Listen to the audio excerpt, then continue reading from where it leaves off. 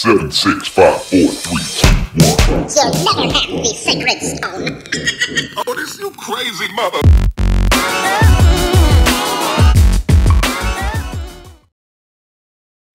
Hi everybody, thanks for tuning in. And today I'm going to give you my 2 pesos on escaping Manila by bus. Now, escaping Manila by bus is definitely not as easy as it sounds, but hell, nothing about Manila is. So why should nabbing a bus out of Dodge be any different? Now, where I'm from, friends don't let friends ride a bus, but sometimes you've just got to do what you got to do. Now, what makes it so difficult about escaping Manila by bus? Basically, well, it's not those crowds that you see above. It's the fact that there's no central bus terminal. Instead, they have about 4 small terminals, which serve more than 20 private bus lines.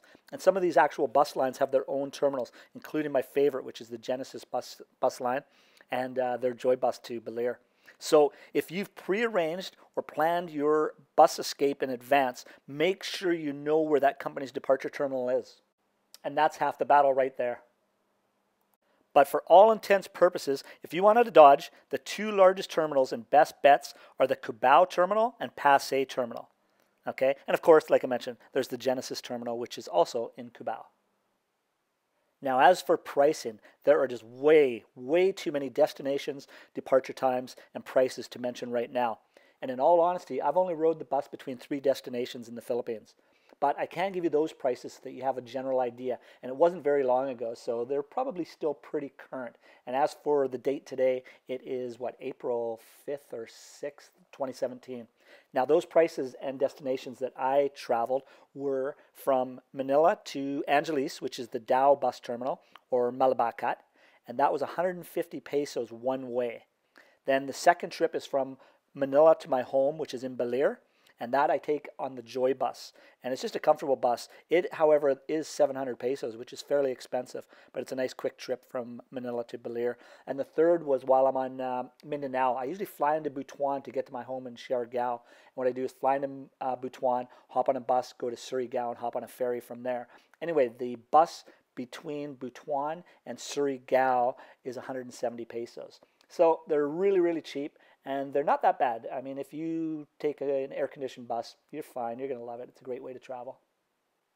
Now, I also know that the bus from Pasay to Clark Airport in Angeles is 450 pesos one way, and of course, direct. But if you want to pinch some pesos, you can catch a bus from the Cubao terminal in Manila to Angeles for 150 pesos, and then hop into a trike and get to the airport at Clark for another 150 pesos. So 300 pesos. Now, I'm not able to provide all bus fares and schedules right now on this video, but you know what? I pretty much have them all on hand. So if you need any more information getting out of Manila, just send me a message, drop a message into the box, let me know where you're going, any other details you might want to know, and I'll definitely get that information to you lickety split. Don't be shy. You shy, you die. Now, a real cool way of escaping Manila is by the Nautical Highway, which is a combination of bus and boat. So you basically hop on a bus, which hops on a ferry, and you're off. And you're off basically as far as Mindanao, if that's where you want to go. It stops at some of the major islands along the way, including Samar and Leyte. It leaves Manila 3 times a day. However, it does take 2 days. And I don't know if you want to be stuck on a bus and a boat for 2 days.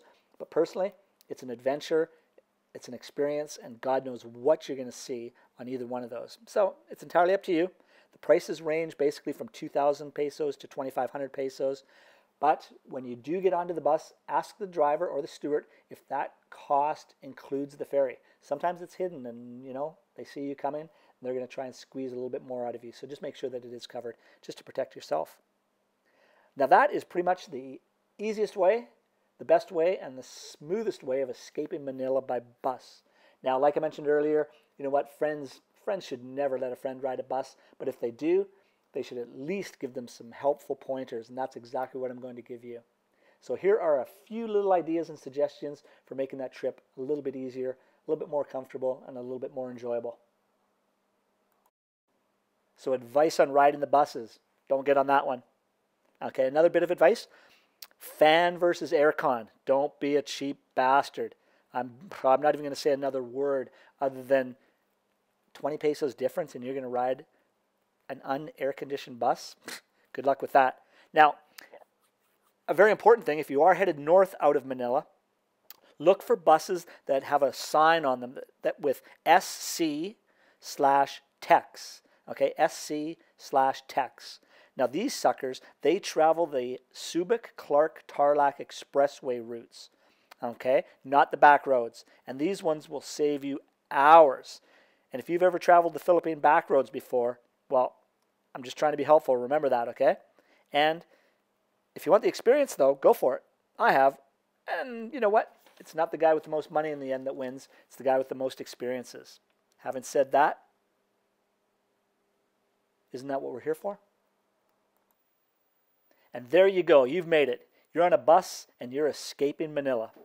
Thanks for tuning in. I hope you enjoyed the video. And please, if so, subscribe. Hit that little button. Throw me a bone. I am the Grubby Pirate, and I am out. Bye-bye. 5, 4, 3, 2, 1. You'll never have the sacred stone. Oh, this you crazy mother.